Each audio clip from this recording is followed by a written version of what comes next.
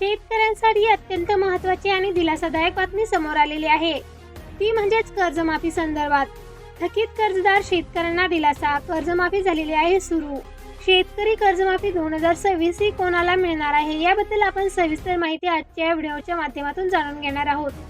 मित्रांनो, 2017च्या छत्रपती शिवाजी महाराज शेतकरी सन्मान योजनेअंतर्गत पात्र असलेल्या परंतु कर्जमाफीचा लाभ न मिळालेल्या शेतकऱ्यांसाठी एक अतिशय महत्त्वाचा अपडेट आजच्या या व्हिडिओच्या माध्यमातून जाणून घेणार आहोत.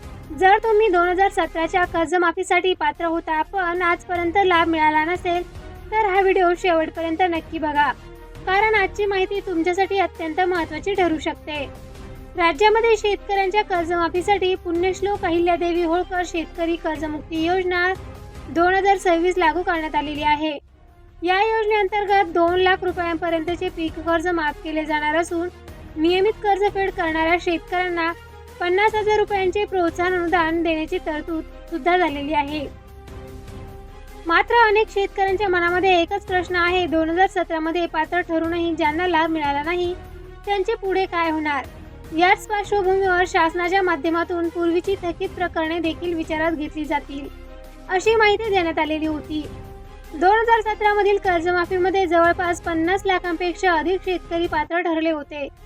त्यापैकी सुमारे 44 लाख शेतकऱ्यांना लाभ मिळाला, तर जवळपास 6,56,000 शेतकरी पात्र असूनही वंचित राहिले आहेत. या शेतकऱ्यांनी न्यायालयात धाव घेतल्यानंतर 2022 मध्ये मुंबई उच्च न्यायालयाच्या औरंगाबाद खंडपीठाने शेतकऱ्यांच्या बाजूने निर्णय घेत शासनाला कर्जमाफीचे निर्देश दिले आहेत. तर ही बातमी तुमच्या जिल्ह्यासाठी महत्त्वाची असेल तर कमेंटमध्ये तुमच्या जिल्ह्याचे नाव नक्की लिहा. मार्च महिन्यामध्ये सुमारे 500 कोटी रुपयांचा निधी उपलब्ध करून देण्यात आलेला होता. तसेच सध्याच्या पावसाळी अधिवेशनामध्ये आणखी 200 कोटी रुपयांच्या निधीची मागणी करण्यात आलेली आहे. एकूण सुमारे 5,900 कोटी रुपयांचा निधी आवश्यकता असून टप्प्याटप्प्याने निधी उपलब्ध करून दिला जात आहे. या निधीच्या माध्यमातून 8 जिल्ह्यातील 66,756 शेतकऱ्यांना लाभ दिला जाणार आहे. तर यामध्ये कोणत्या जिल्ह्यांचा समावेश आहे हे आपण बघूया.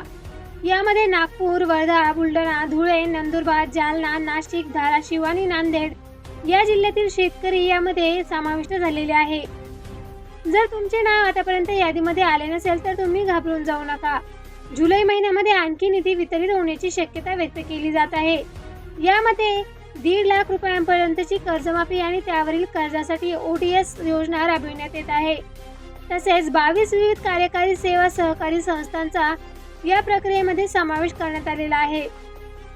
आता नवीन 200 कोटी रुपयांचा निधी उपलब्ध करून दिला जाणार असून जुलै महिन्यामध्ये त्यांचे वितरण होण्याची शक्यता आहे. उर्वरित शेतकऱ्यांना पुण्यश्लोक अहिल्यादेवी होळकर शेतकरी कर्जमुक्ती योजनेअंतर्गत समाविष्ट करण्याचा प्रयत्न सुरू आहे. सर्वात महत्त्वाचे म्हणजे लवकरच या संदर्भातील नवीन GR जारी होण्याची शक्यता सुद्धा व्यक्त केली जात आहे. त्यामुळे पुढील अपडेटसाठी आमच्या चॅनल सोबत जोडलेले राहा. तुमच्या गावातील किंवा नातेवाईकांपैकी कोणी 2017च्या कर्जमाफीपासून वंचित असेल तर हा व्हिडिओ त्यांच्यापर्यंत नक्की शेअर करा. अशा शेती, कर्जमाफी, पीक विमा आणि शासकीय योजनांच्या ताज्या अपडेटसाठी चॅनल सबस्क्राईब करा आणि बेल आयकॉन दाबायला विसरू नका.